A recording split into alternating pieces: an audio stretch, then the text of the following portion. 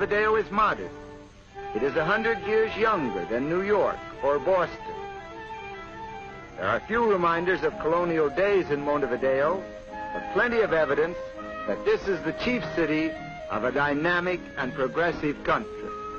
Of Uruguay's 2 million people, about 1/3 live here in the capital.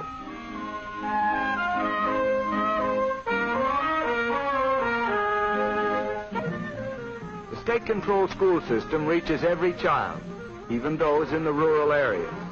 Education is free, and it is also compulsory. The government furnishes free textbooks. Later on, these youngsters can go on to secondary school, college, and university, all free, for Uruguay pays the cost of training its lawyers and doctors, its engineers and architects. So here in full swing is Uruguay's other major industry. All of this beef is for export. The best customers are the British. Today, much of the beef before foreign markets for its meat products and its wool, good harbors and easy access to the world sea lanes, these have meant economic progress and security for Uruguay.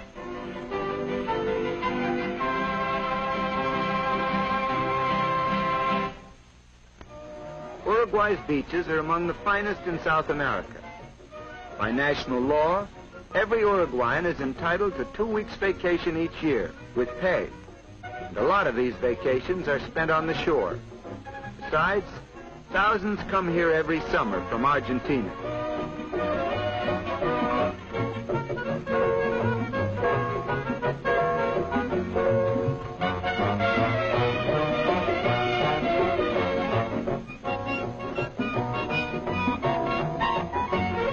A fine one built with public funds. Casinos and the lotteries helped in raising those funds.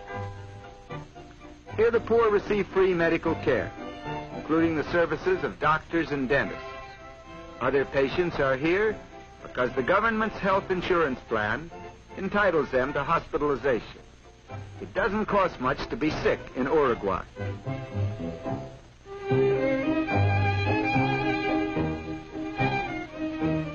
State-owned banks control all banking throughout the country. Government banks handle nationwide business in insurance, which is a government monopoly, in mortgages, housing, social security, pensions, and other forms of financing public welfare, as well as in straight banking. The whole system, utopian though it is taken for granted by the Uruguayans. Very few people are rich, very few are poor. There is little unemployment, and anybody can retire at 60 with a pension.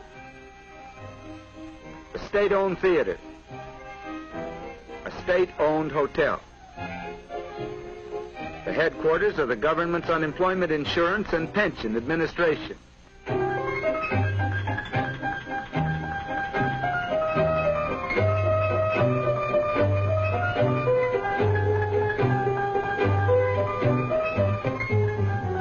The government owns grain elevators, just as it owns factories for processing cement, alcohol, and petroleum.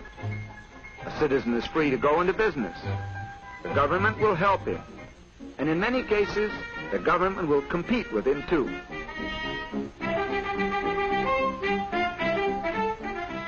Uruguay is well supplied with railroads. Some of the roads are British-owned, and some are owned and operated by the state, which has provided its lines with streamlined diesel trains.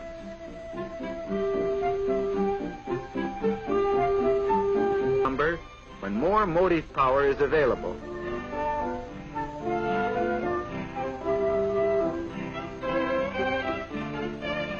To that problem, the new hydroelectric dam on the Rio Negro is a large part of the answer.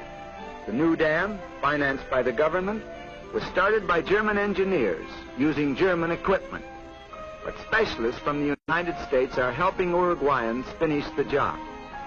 Even with increased electrical power, Uruguay is not likely to become a manufacturing country on a large scale. It lacks raw materials, especially minerals. The stadium in Montevideo is a particularly good one. The brand of soccer played in the stadium is particularly good too. The Uruguayans just naturally take to this game.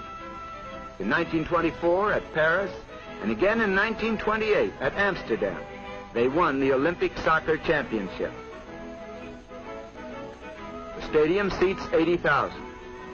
That leaves only about 2 million Uruguayans outside, doing something else. The fundamental and important reason for that feeling is that Uruguay has a large middle class.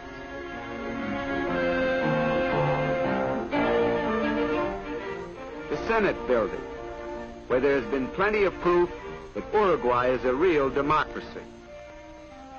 Representatives of the people meeting in this chamber have given the country its amazing structure of laws dealing with labor, education, suffrage, public works, and public health.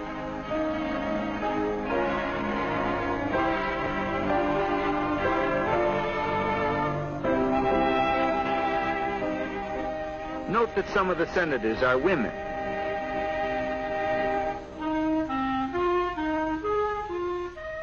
Uruguay has no censorship of news or opinion.